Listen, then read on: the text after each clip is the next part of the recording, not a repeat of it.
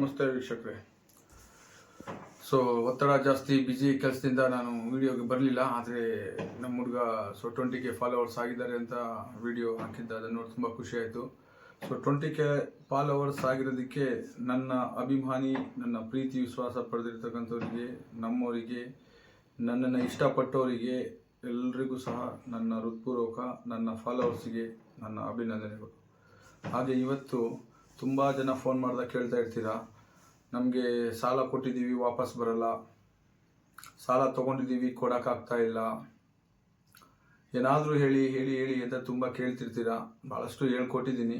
ಇವತ್ತು ಲೈವಲ್ಲೇ ನನಗೆ 20K followers ಇರೋದ್ರಿಂದ ನಿಮ್ಮೆಲ್ಲರಿಗೂ ಅನುಕೂಲ ಆಗಲಿ ಅಂತ ಇವತ್ತು ಸಾಲ ಕೊಟ್ಟರೂ ವಾಪಸ್ ಕೊಟ್ಬಿಡ್ಬೇಕು.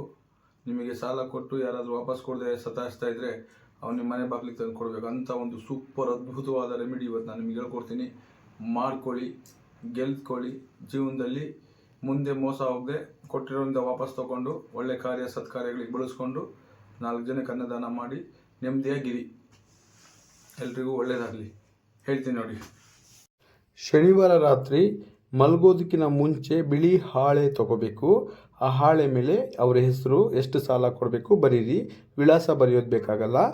ಅವ್ರ ಹೆಸರು, ಎಷ್ಟು ಸಾಲ ಕೊಡಬೇಕು ಬರೆಯೋದು ಬಿಟ್ಟು ನೀವೇನು ಮಾಡಬೇಕು, ಕೆಂಪು ಪೆನ್ನಿಂದ ಬರಿಬೇಕಾದ್ರೆ ಸರಿನಾ. ಒಂದು ಮಂತ್ರ ಇದೆ. ಏನು ಮಾಡಬೇಕು, ಕೆಂಪು ಪೆನ್ನಿಂದ ಬರೆದ್ಬಿಟ್ಟು ಅದನ್ನು ಮಡಿಸಿ ಒಂದು ಬೊಗಸೆಯಲ್ಲಿ ಇಟ್ಕೊಂಡು ಅದಕ್ಕೊಂದು ಮಂತ್ರ ಇದೆ ಹೇಳಿ.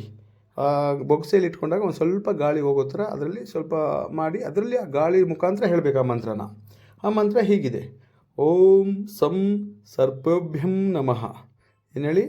ಓಂ ಸಂ ಸರ್ಪಭ್ಯಂ ನಮಃ.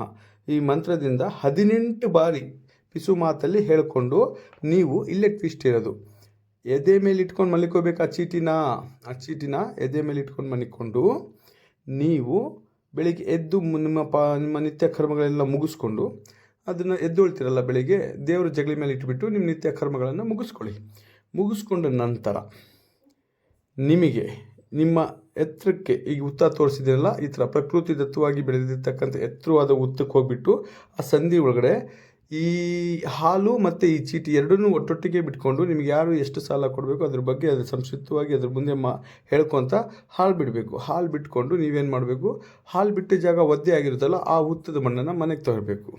ಒಂದು ಪೇಪ್ರಲ್ಲಿ ತೊಗೊಂಡು ಬಂದು ನೀವೇನು ಮಾಡಬೇಕು, ದಿನ ಬೆಳಿಗ್ಗೆ ನೀವೆಲ್ಲ ನಿಮ್ಮ ನಿತ್ಯ ಕರ್ಮಗಳನ್ನು ಮುಗಿಸ್ಕೊಂಡು ಹಣೆಗೆ ಹಚ್ಕೋತಾ ಇರಬೇಕು. ಸಾಲ ಕೊಟ್ಟವನು ಯಾರೇ ಆಗಿರಲಿ ಆದಷ್ಟು ಬೇಗ ನಿಮಗೆ ಅವನು ಯಾವುದೇ ಅಡೆಚಣೆ ಇಲ್ಲದೆ ಹಿಂತಿರುಗಿಸ್ತಾನೆ. ಇದಕ್ಕೆ ಸಾಕಷ್ಟು ಜನ ಒಳಿತನ್ನು ಕಂಡಿದ್ದಾರೆ. ಹಾಗಾಗಿ ಇದನ್ನು ನಿಮಗೆ ನಾನು ಅನುಕೂಲ ಆಗಲಿ, ಸಾಲ ಕೊಟ್ಟು ವಾಪಸ್ ಕೇಳೋಕ್ಕಾಗದೆ ಒದ್ದಾಡ್ತಿರೋರಿಗೆ ಅನುಕೂಲ ಆಗಲಿ ಅಂತ ಈ ವಿಡಿಯೋ ಮಾಡಿದ್ದೀನಿ. ಎಲ್ಲರೂ ಇದರ ಲಾಭ ಪಡ್ಕೊಳ್ಳಿ. ಎಲ್ರಿಗೂ ಒಳ್ಳೆಯದಾಗಲಿ. ಹಾಗೆ ಹೊಸ ಮನೆ ಕಟ್ಟೋರಿಗೆ ತೊಂದರೆ ಆಗ್ತಾಯಿದ್ರೆ ಅದನ್ನೆಲ್ಲ ಇನ್ನೊಂದು ವಿಡಿಯೋದಲ್ಲಿ ನಾನು ಹೇಳ್ಕೊಡ್ತೀನಿ ನೋಡಿ. ಹುತ್ತ ಹೀಗೆ ಪ್ರಕೃತಿ ದತ್ತವಾಗಿ ಬೆಳೆದಿರ್ತಕ್ಕಂಥ ಹುತ್ತಕ್ಕೆ ಹೋಗಿ ಪ್ರಾರ್ಥನೆ ಮಾಡಿ ಹುತ್ತನ ನೀವು ಪ್ರದಕ್ಷಿಣೆಯಾಗಿ ದೇವರಿಗೆ ಕೈ ಮುಗಿದು ಇದು ನಾನು ಹೇಳ್ಕೊಟ್ಟಿರೋದೆಲ್ಲ ಮಾಡಿ ನಿಮ್ಮ ಕೆಲಸ ಜಯವಾಗುತ್ತೆ.